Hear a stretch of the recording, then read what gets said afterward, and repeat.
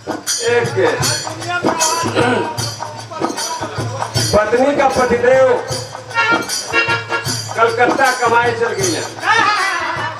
आज चिट्ठी पाती ना भेजत बाड़न तो उनका पत्नी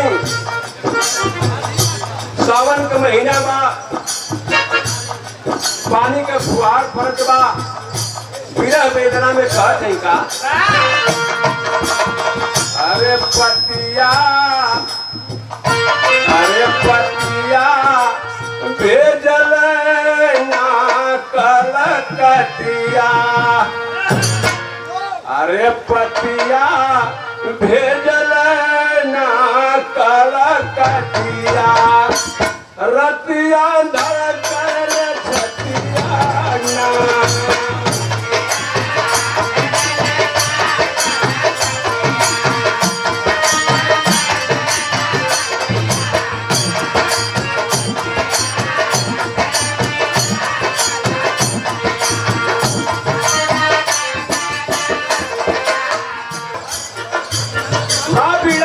के दरवाजे पर जा करके कहता है ये मैया, मैं मूर्ख निपट नारी हूँ, आपने बहुतों को ज्ञान दिया, हमको भी ज्ञान दीजिए। कहता है क्या कि हमारी धारा में नेवरिया,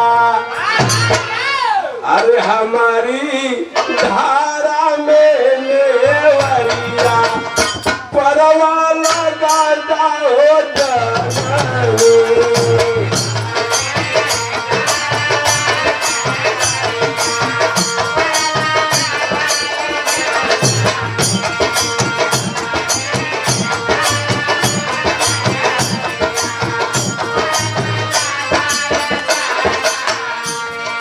कहता है भक्तिया कि हमारी धारा में नेवरिया, अरे हमारी धारा में नेवरिया, परवा लगाता हो जननी।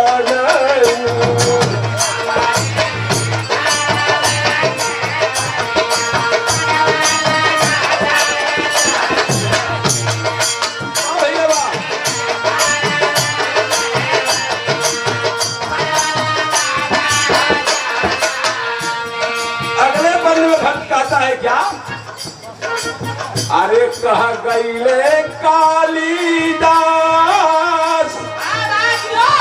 अरे कह गईले कालिदास, तुहरा पर कैले विश्वास हो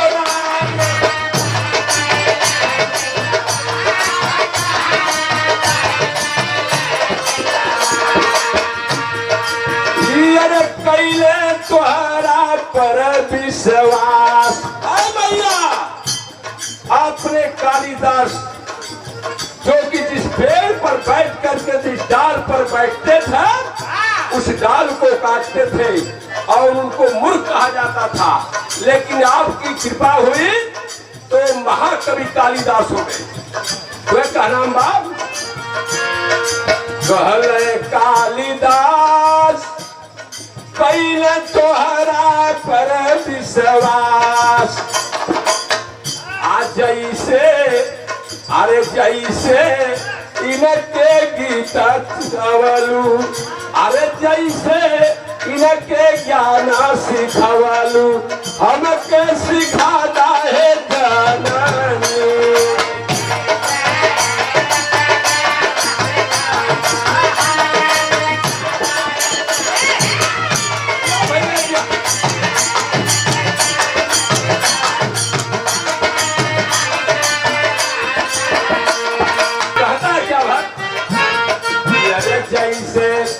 अरे जैसे इनके ज्ञान सिखवलू, अरे जैसे इनके ज्ञान सिखवलू, हमके सिखाता है जननी।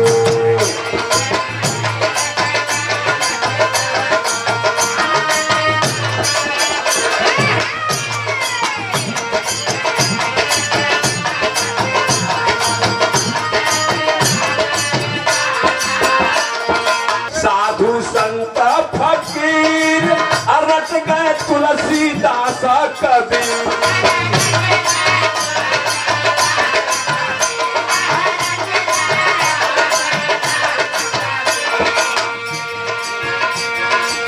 अरे साधु संत कबीर रट गए तुलसीदास कबीर।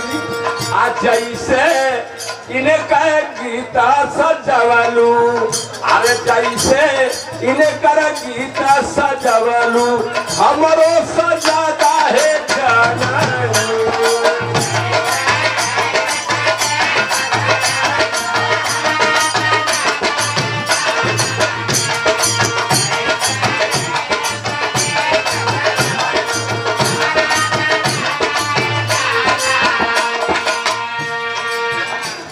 अंतिम लाइन है, गुरु घराने का परिचय है। टाइम बहुत कम है, बहुत जाने का कोई मतलब ही नहीं है। गुरु गणेश बिहारी, अरे गुरु गणेश बिहारी कैल चंद्रिका गीत सवारी हो रहा।